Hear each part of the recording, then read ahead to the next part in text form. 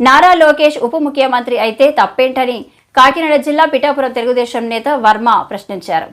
తెదేపా సభ్యత్వాలు కోటి చేయించిన ఘనత మంత్రి నారా లోకేష్ కే దక్కుతుందని ఆయన కొనియాడారు. పార్టీకి భవిష్యత్తు లేదన్న వారందరికీ యువగలంతో లోకేష్ సమాధానం చెప్పారని వివరించారు. లోకేష్ కష్టాన్ని గుర్తించిన క్యాడర్ ఆయనకు డిప్యూటీ సీఎం పదవి ఇవ్వాలని కోరుకోవడంలో తప్పే ఉందని వర్మ అన్నారు. లోకేష్ గారు ఉప ముఖ్యమంత్రి కోరుకున్నారని ప్రశ్న చేస్తున్నారు కదా, ఏ అడిగితే తప్పేంటి? అలా పొలిటికల్ రాజకీయ పార్టీలు ఎలా ఉంటాయంటే, నిన్నగాక మొన్న జగన్మోహన్ రెడ్డి ఓడిపోయాడు, సీఎం సీఎం సీఎం అంటున్నారు లేదా? మన దగ్గరికి వచ్చాడు జగన్మోహన్ రెడ్డి ఓడిపోయిన నెలకో 2 నెలలకు వరదలకు. మరి సీఎం సీఎం అనలేదా? రవణపేటలో అక్కడ అన్నారు లేదా? అంటే ఆ పార్టీలో ఉన్న కార్యకర్తల కోరిక ఎలా ఉంటుందంటే, వెంటనే చంద్రబాబు నాయుడు దింపేసి జగన్మోహన్ రెడ్డి ఎక్కించాలని ఉంటుంది. అంటే ఆ పార్టీలో వాళ్ళ ఇంట్రెస్ట్, వాళ్ళ మనోభావం, వాళ్ళ కసి. అలాగే జనసేన ఉంది, వాళ్ళు కళ్యాణ్ గారు సీఎం కావాలని అడగరు కార్యకర్తలు. అది కూడా ఎప్పుడు అవ్వాలి అన్నది ఒక ఆలోచనతో కార్యకర్తలు పనిచేస్తూ ఉంటారు. అలాగే తెలుగుదేశం పార్టీ ప్రతిపక్షంలో ఉన్నాం, చంద్రబాబు నాయుడు సీఎం సీఎం అనేవారు కాదా? లోకేష్ పాదయాత్రలో సీఎం సీఎం అనేవారు కాదా? అంటే ఇవన్నీ ఏంటంటే, పొలిటికల్ పార్టీ అన్నది కింద స్థాయి కార్యకర్తలకి ఒక మనోభావాలు ఉంటాయి, వాళ్ళకి ఒక కసి ఉంటుంది. వాళ్ళ నాయకుడిని ఇలా ముఖ్యమంత్రిగా చూడాలని ఒక పార్టీ అనుకుంటుంది, ఇంకో పార్టీ ముఖ్యమంత్రిగా చూడాలని అనుకుంటారు. ఈవేళ తెలుగుదేశం పార్టీలో మీరు అడిగిన ప్రశ్నకి లోకేష్ గారికి డిప్యూటీ సీఎం అడుగుతున్నారు ఏంటంటున్నారు కదా మీరు. ఏం తక్కువ ఉంది ఆయనకి? ఆయన ఏం చేశాడో మీకు ఎవరికైనా తెలుసా? ఆయన ఎంత గుడ్డి చాకరీ చేశాడు లోకేష్ గారు తెలుగుదేశం పార్టీకి తెలుసా? వేళ పార్టీకి వెన్నెముగ్గా నడిచాడు.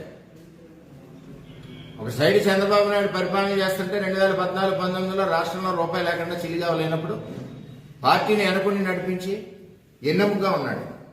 ఒకటిగా జ్ఞాపకం తెచ్చుకోండి, 2009 ఎలక్షన్ ముందు ఆయన నగదు బదిలీ పథకం తెచ్చాడు. ఆ రోజుల్లోనే బ్రహ్మాండంగా యూఎస్లో చదువుకున్నాడు ఆయన అంట, యూనివర్సిటీలో నగదు బదిలీ తెచ్చాడు. ఆ నగదు బదిలీ అప్పుడు ఇంప్లిమెంట్ అయ్యి ఉంటే ఇవాళ పీడిఎస్ స్కామ్ లేదు. అలాగే మొట్టమొదటిసారిగా 50 లక్షలు మెంబర్షిప్ చేశాడు, ఆన్లైన్ మెంబర్షిప్. మొట్టమొదటిసారిగా నారా లోకేష్ ఈ ప్రపంచంలోనే పొలిటికల్ పార్టీలకి ఏదికి ఇన్సూరెన్స్ లేని సమయంలో మొట్టమొదటి ఇన్సూరెన్స్ కార్యకర్తగా ఉండాలని చెప్పి పెట్టిన నాయకుడు లోకేష్ గారు. దాని చూసి ఇవాళ అన్ని పార్టీలు ఫాలో అవుతున్నాయి, నేషనల్ పార్టీలు కూడా. ఏం తక్కువది? నెక్స్ట్ పంచాయతీరాజ్ శాఖ మంత్రిగా లోకేష్ గారు పనిచేశాడు. ఇవాళ రాష్ట్రంలో 75% రోడ్లు వేసాం. అప్పుడు మన పిఠాపురాన్ని 75% రోడ్లు వేసాం. ఏం తక్కువ చేశాడు అంటున్నాను నేను. నారా లోకేష్ గురించి ఇబ్బంది పడ్డాను. తర్వాత ఈ మధ్యలో ఐటీ సెక్టర్ బ్రహ్మాండంగా డెవలప్ చేశాడు, ఐటీ సెక్టర్. నెక్స్ట్ ప్రభుత్వం ఓడిపోయింది. ఇవాళ నాయకులు ఎవరన్నా కష్టం ఉన్నా సుఖం ఉన్నా పొలిటికల్గా ఎలా ఉన్నా కలిసిది ఎవరినా? నారా లోకేష్. సపోర్ట్ ఇచ్చేది ఎవడు? నారా లోకేష్. అటువంటిది ప్రభుత్వం పోయింది, అయిపోయింది. తెలుగుదేశం పార్టీ పని అయిపోయింది అన్నాడు జగన్మోహన్ రెడ్డి. ఎందుకు పని చేయదు? చంద్రబాబు నాయుడు పని అయిపోయింది అన్నారు, వయసు అయిపోయింది అన్నారు. ఏం వయసు అయిపోయింది? చంద్రబాబు నాయుడు 100 సంవత్సరాలు ఉంటాడు భగవంతుడు ఆశీస్సులతో.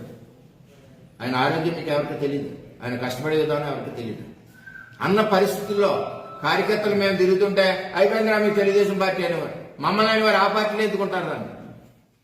ఒకటి ఇక్కడ తెలుగుదేశం పార్టీలో ఆస్తులు అమ్ముకుని, కొంతమంది ప్రాణాలు అర్పించి, కాళ్ళు చేతులు పోగొట్టుకుని ఈ పార్టీ గురించి పనిచేసిన కార్యకర్తలు దేని గురించి పనిచేశారు?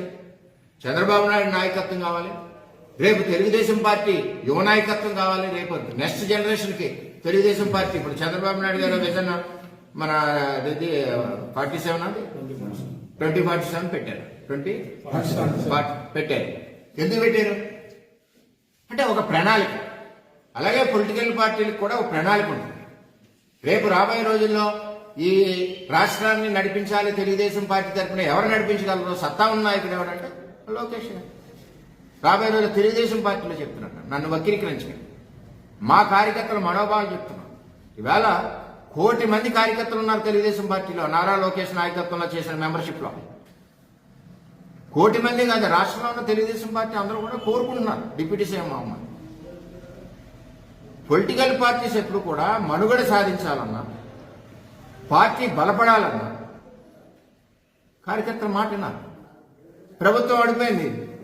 ఇలాగ అందరూ కూడా విమర్శిస్తున్నారు, చిన్నబుస్తున్నారు, కించపరుస్తున్నారు, మొక్క మీద మాట్లాడుతున్నారు, చంద్రబాబు నాయుడుని తిడుతున్నారు, లోకేష్ని తిడుతున్నారు, మేడంని తిడుతున్నారు. ఇన్ని బూతులు తిట్టిన నాయకత్వం కార్యకర్తలు అలా బరాయించి నా సమయంలో నారా లోకేష్ యోగాలం పాదయాత్ర మొదలుపెట్టాడు. ఎవరండి పార్టీ కోసం 3000 కిలోమీటర్లు త్యాగం చేసింది? 3000 కిలోమీటర్ల నారా లోకేష్ యోగాలం పాదయాత్ర మొదలెడితే రాష్ట్రం ఒక్కసారి చీమల దండుగా ఉప్పొంగింది. కార్యకర్తల రోమాలు నిక్కబడిచాయి. కార్యకర్త గుండెల్లో ధైర్యం నింపాడు, ప్రజలకి నమ్మకం కలిగించాడు.